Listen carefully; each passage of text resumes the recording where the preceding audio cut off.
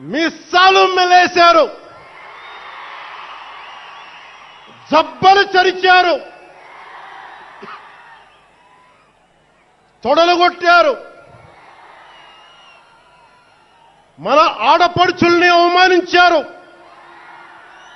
ప్రజల్ని నిరంతరం హింసించారు. ఇదే న్యాయమని మన నాయకులు, మన జన సైనికులు, మన వీర మహిళలు అందరూ అడిగితే, గొంతెత్తితే వారిపైన కేసులు పెట్టారు, జైళ్లలో పెట్టారు, నిర్బంధంలో తోశారు. 4 దశాబ్దాల సుదీర్ఘ రాజకీయ అనుభవం ఉన్న నాయకుణ్ణి అక్రమ కేసుల్లో బంధించారు. వారి తెలుగుదేశం పార్టీ కార్యకర్తల్ని, సీనియర్ నాయకుల్ని రోడ్డు మీదకి రావాలంటే భయపడేలా చేశారు. ఇక నాలాంటి వాణ్ణి తిట్టని తిట్టు లేదు, పాల్ చేయని అవమానం లేదు, చేయని కుట్ర లేదు, వేయని కుతంత్రం లేదు. ఈ ఎన్నికల్లో అసెంబ్లీ గేటును కూడా తాకలేవు అని మనల్ని ఛాలెంజ్ చేసి సరిచిన ఆ తొడల్ని బద్దలు కొట్టాం. ఏం చేశాం? బద్దలు కొట్టాం. బద్దలు కొట్టి ఆంధ్రప్రదేశ్ అసెంబ్లీలో 21 మంది ఎమ్మెల్యేలతోటి, పార్లమెంటులో 2 ఎంపీలతోటి అడుగు పెట్టాం.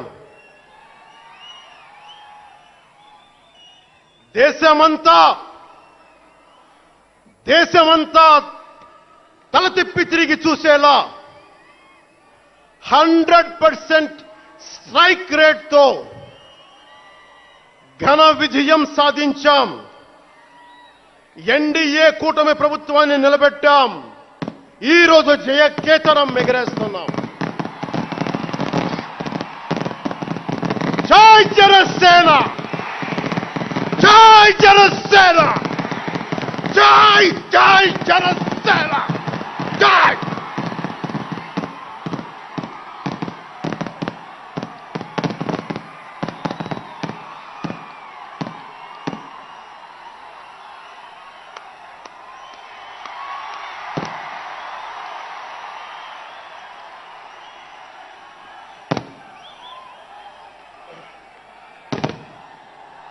భరత భూమి నేర్పినదో, ప్రజాకోటి నేర్పినదో నిజమేమిటో కానీ ఒట్టి చేతిలో శత్రువుపై దుమికే శక్తి ఉంది అని చెప్పిన దాశరథి కృష్ణమాచార్య మాట బలం తెలంగాణకే కాదు, నెల్లూరులో చదువుకున్న నాకు కూడా. అందుకేనేమో అలా మన జనసేన జన్మస్థలం తెలంగాణ అయ్యింది, కర్మస్థలం ఆంధ్ర అయ్యింది. రుద్రవీణ వాయిస్తా, అగ్ని ధారలు కురిపిస్తా, తిరుగుబాటు జెండా పట్టిస్తా, దుష్ట పాలన నుండి విముక్తి కలిగిస్తా అన్న కృష్ణమాచార్య మాటలు మాకే కాదు, మబ్బుల్లో పరిగెత్తే పిడుగులు, వేట కోసం బయటకొచ్చిన కొదమ సింహాలు వారికి కూడా ఊతమిచ్చినాయి. ఊతమివ్వబట్టే 24 ఎన్నికల్లో దాష్టీక ప్రభుత్వాన్ని దించి కూటమి ప్రభుత్వాన్ని, ఎన్డీఏ కూటమి ప్రభుత్వాన్ని గెలిపించారు. అందుకని మీ అందరికీ గుండెల్లోతుల్లో నుంచి ధన్యవాదాలు.